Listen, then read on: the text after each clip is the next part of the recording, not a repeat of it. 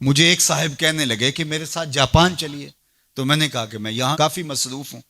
तो उन्होंने मुझे कहा कि आप ज़रा चल के देखिए तो सही, आपको 29 साल हो गए हैं तबलीग करते हुए, समझाते हुए, और 40 बरस आपके वालिद गिरामी को भी हो गए, और फिर उसके बाद आगे भी आपके मशाइख, और इसी तरह आप अब मुबल्लिगीन तैयार कर रहे हैं।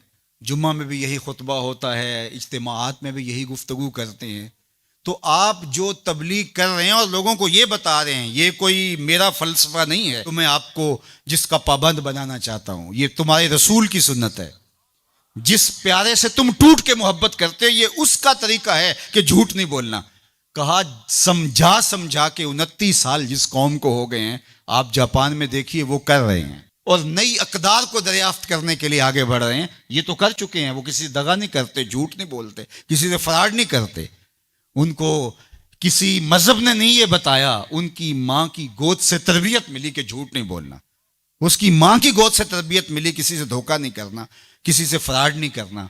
क्या हमारी माएँ जो हुजूर पर दरूद पढ़ना सिखाती हैं, ये क्यों नहीं सिखाती हैं कि किसी से फराड नहीं करना है, किसी से धोखा नहीं करना है? हम क्या मिंबरो मेहराब से सारी जिंदगी अब इसी मिशन पे लगे रहेंगे कि ये नहीं करना, और दुनिया को तस्खीर करने का ख्वाब शर्मिंदा ताबीर रह जाएगा?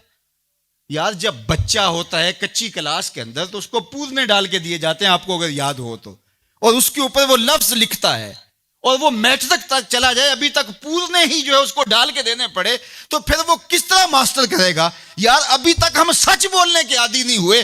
पूरी कायनात के अंदर मोहम्मद अरबी का दीन कैसे पहुंचाएंगे हम कैसे पहुंचाएंगे? दुनिया कहां से कहां चली गई और हम कहां खड़े हैं? अकबर अलाहाबादी ने कहा था, मिस पे है अपनी नजर और सीम उनके हाथ में। हम अभी तांबे को देख रहे हैं और वो चांदी भी उठा के ले गए। अब वो कायनात को तस्सीर करने जा रहे हैं, और हमारा भी ये मरहला तय नहीं हुआ कि हम साए को तंग नहीं करना चाहिए, हमारा ये मरहला तय नहीं हुआ कि किसी को तकलीफ नहीं देनी चाहिए।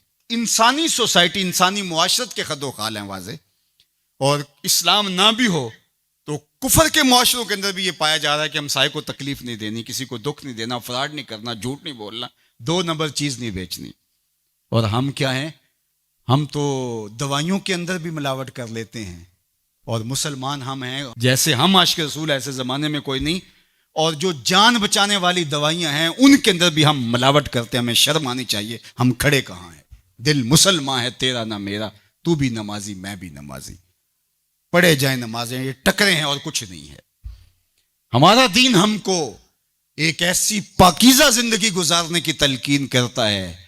यार, हमारे सामने हुजूर का नक्शा हो, हमारे सामने हुजूर की तालीमात हो, इतना नूर बरस रहा हो उनकी सीरत के अनवार का, और फिर भी हम अपनी जिंदगी जो है वो दुरुस्ती ना कर पाएं, तो फिर क्या सारी जिंदगी हम यही काम करते रहेंगे? सारी जिंदगी यही कहते रहेंगे कि झूठ नहीं बोलना, झूठ नहीं बोलना, कहते रहेंगे हम, इससे इनकार नहीं है। लेकिन कायनात को तस्खीर कैसे करेंगे जब इस मरहले से नहीं निकलेंगे?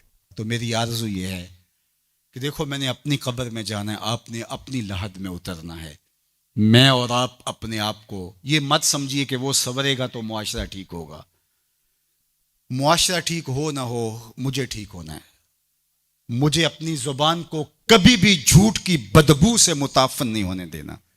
मुझे कभी भी किसी को अजियत नहीं देना, चाहे वो मेरा हमसाया है या मेरा दुश्मन भी क्यों ना है। मुझे किसी के लिए गलत नहीं सोचना है, और किसी को नुकसान पहुंचाने की मंसूबाबंदी की दूर की बात है, वसवसा भी आए किसी को नुकसान पहुंचाने का, तो उसकी भी नफी करनी है, क्योंकि मैं उस आका का गुलाम हूं जो रहमतुल लिल आलमीन है। तो उस आका के लाए हुए निज़ाम शरीयत को नाफिज करने के लिए हमें अमली कदम उठाना पड़ेगा।